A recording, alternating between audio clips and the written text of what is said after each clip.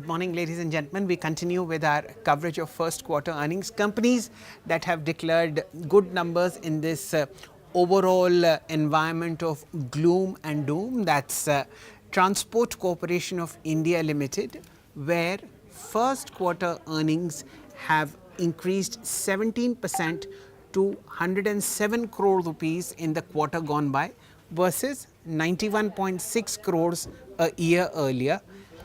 Sales have improved 9% to 1139 crores versus 1045 crores in the year ago period. We are now joined by Mr. Vineet Agarwal at Transport Corporation of India, and we'll discuss the set of earnings as far as markets are concerned. The stock, ladies and gentlemen, is close to a record high, one of those quiet overperformers where quietly over a long period of time you've seen extreme outperformance. Mr. Vineet Agarwal, Managing Director at TCI, joins us. Namaste to you, Mr. Agarwal, and a very warm welcome in this time where there is gloom and doom as far as corporate earnings are concerned. You've come up with a very good performance. What prompted this 17% rise in net profit? Hi, Shailendra. Always good to be back. The quarter gone by has been interesting. One is that from a perspective of what's happening in the economy, I think we are aware of there is a bit of lull that is there. The industrial sector is a bit weak. There is also though they have order books, it's just that the flow is not there. As well as the summer has been weak, so that has affected consumer durables, consumer FMCG. Um, but some areas, some pockets of good growth are being seen. For example, the agri sector, where we are seeing inputs also increasing, the demand for inputs increasing, tractors and so on and so forth. Um, but in reality, I think there is a certain amount of weakness that is there. Consumer sentiments are soft. So the area that did well for us was our shipping business that grew reasonably well, and we were able to get better profits out of that division. We had a number of extra voyages that happened in that business, so that helped. And international freight rates have been stable, a little bit on the higher side, which meant some capacity moved away from India overseas, and hence the freight rates in India also improved. Fuel prices, that is the bunker prices in the shipping business also were on the lower side. So that helped the growth of that business. So overall, I would say a very mixed quarter. Not and we were anticipating this to be that soft. But going forward, I think we will see definitely some more changes. Okay. Since both of us are from North India sitting in Delhi, I think for consumer good companies like air conditioner makers, fridge makers, this quarter has been a wipeout because we don't see summer with that intensity in North India. This time rains are also pretty good. What is now the level of stocking that's happening ahead of the festival year? Any positive changes that you are able to track down compared with last year in your set of clients who are shipping to now distributors to consumers? Yes, so interestingly, I think there are some segments where the stocking has been quite robust. Now, for example, the auto sector. Now, just to talk to you a little bit about that is that sometimes you worry if the stocking is too much, because then it could also mean that, oh, is there an overproduction and hence there is stocking, or is it just stocking in anticipation of the festival season?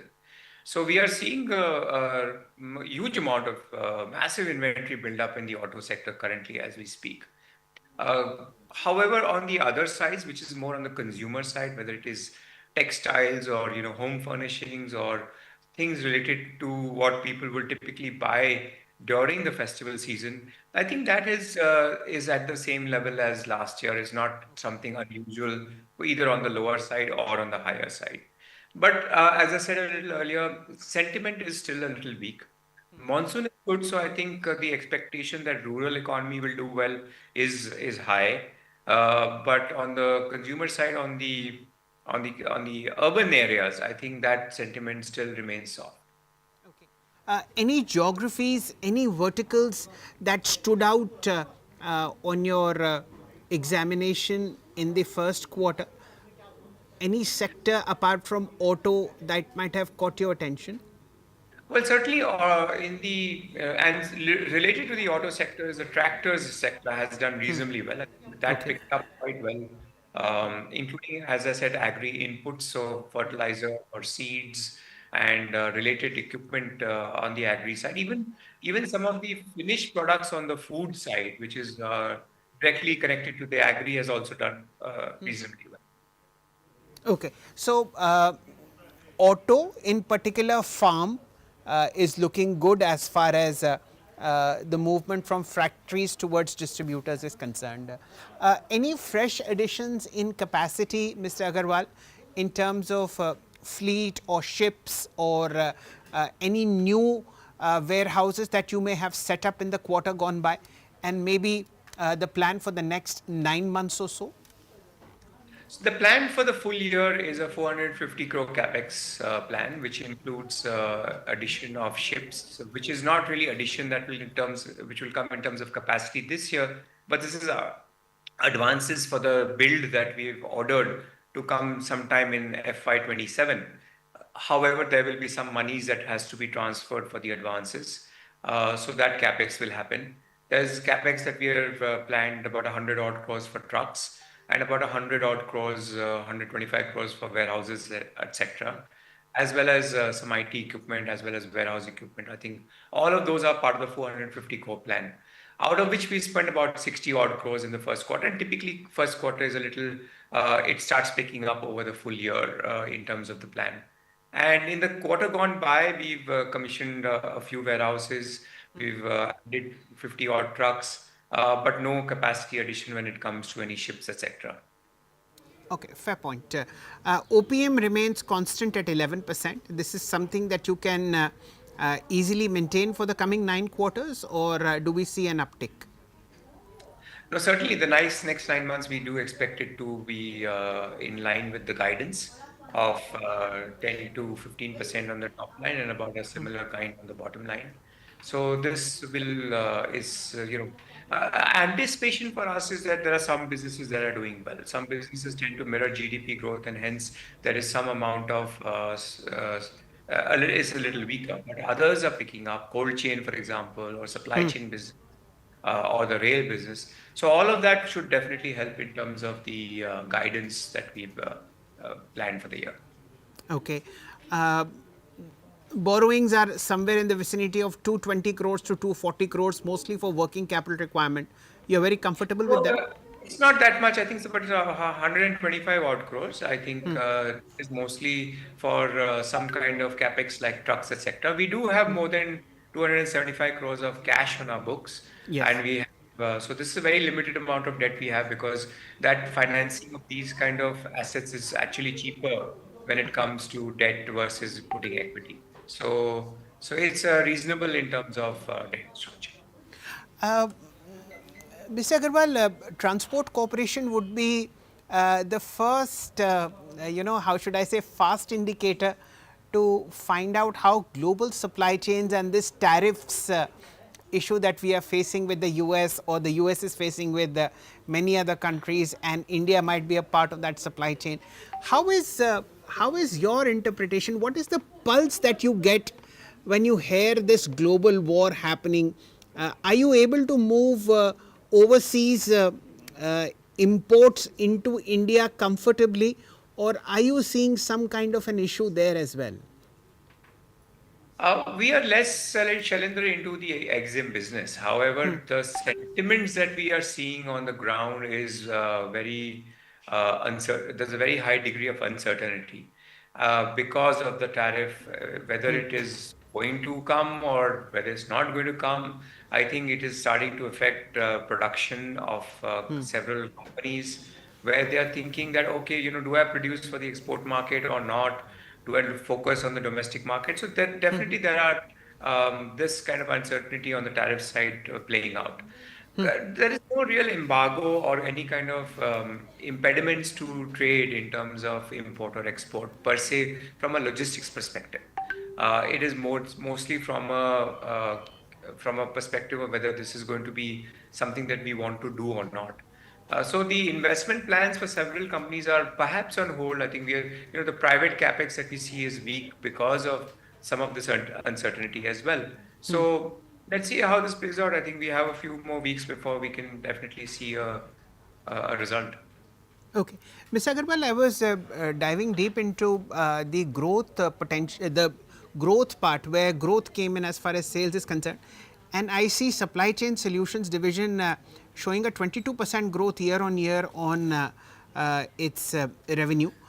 It's also one of the top performers, contributors when it comes to the profit before tax. What's changing for the better as far as supply chain solutions business is concerned?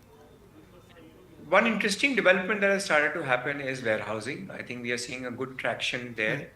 We've had reasonable growth in that space, and we are seeing. Last time we talked about quick commerce, so we are seeing some Yes, quick yes. commerce growth also coming around.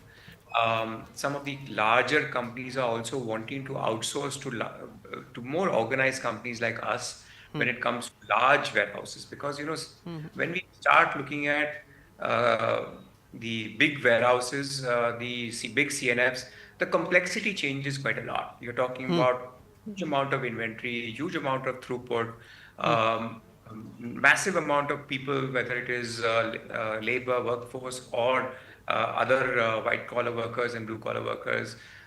So that requires, to manage that scale and complexity, you need people who have that experience and who have the knowledge to do it. And we're also working on automation in many of these places. So all of those factors mean that you have to make an investment, which not many people are willing to do right away. Hence, the kind of opportunity for us. We are seeing good growth there. Quick commerce is a business and an area that is seeing rapid escalation, whether it is setting up new warehouses in different parts of the country to service those dark stores. We do that only, as you know, only the fulfillment element. We don't do the last mile. So fulfillment element is increased quite a lot also in the last few months. Okay. Mr. Agarwal, the first 5 months of uh, financial year FY26 have lapsed.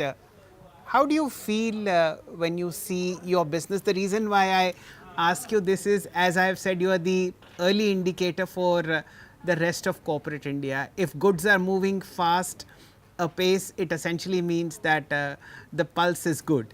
But what's your gut feel about FY25 so far? So FY26 so far? 4 months have passed, and in the 4 months, yes, what we are seeing is that there is weakness, and this weakness is going to continue for the next quarter. Q2 is also going to be, we believe, and I'm not going by gut feel, but by data actually, that it is looking soft, and it will start picking up perhaps post the festival season. I think credit flow, once these interest rates have started to come down, is going to increase. People are going to start looking at capex. Hopefully, the tariff structures are well known. Some of these FTAs will start coming into place. So, let's say by the closer to the end of the calendar year, you'll see more growth coming up for sure. So, yes, overall for the year, we are still cautious, but we would maintain our guidance of 10 to 15%. Would you want to comment on the rare earth metals issue, especially for two-wheelers? One of your customers said that they are looking for a 0 month. Are you seeing that reflected in volumes? Well, what typically happens is that, and perhaps some of that overproduction or that I talked about in the auto space is because of this concern that, let me produce what is available today and keep it ready. If, God forbid, we have to do a shutdown later on. So some of that could be playing around in today's scenario as well. And yes, it is a critical factor. I think it is something that every company in the auto space is very, very uh, cautious about. There will be some businesses that will be okay still, but we know that some businesses can get dramatically affected. On that note, on a very somber note, Mr. Agarwal, we'll call it a day. But as always, it's such a pleasure talking to you, because you control the entire movement of corporate India, from factories to warehouses to distributors to consumers, and the reverse as well. Thank you for your time, and we'll close this show with the stock price, ladies and gentlemen, of Transport Corporation of India. It's been a quiet overperformer. Not many people know about the kind of wealth that has been created for shareholders. What you see is a stock price near its all-time high for the last 5 years. Each year, the CAGR, hold your breath, is 46%. Each year, the stock has given a return of 46%. It has been next to impossible to beat the small cap index by any fund manager, but TCI has beaten it by a margin of 1400 basis points. The BSE small cap index has appreciated 33% each year. If you come to the 3-year period, each year TCI has gone up by 20%, and over the last decade, each year Mr. Agarwal and his team have created a wealth of 20% CAGR for their shareholders. Thank you, Mr. Agarwal, and here's wishing you all the best. Thank you. That, ladies and gentlemen, was Mr. Vineet Agarwal, MD at TCI, talking about how the movement of goods is happening within the country, as also between exports and imports. Transport Corporation of India is the country's largest freight mover. I hope you enjoyed the conversation as much as I did. Please continue with Business Today Television.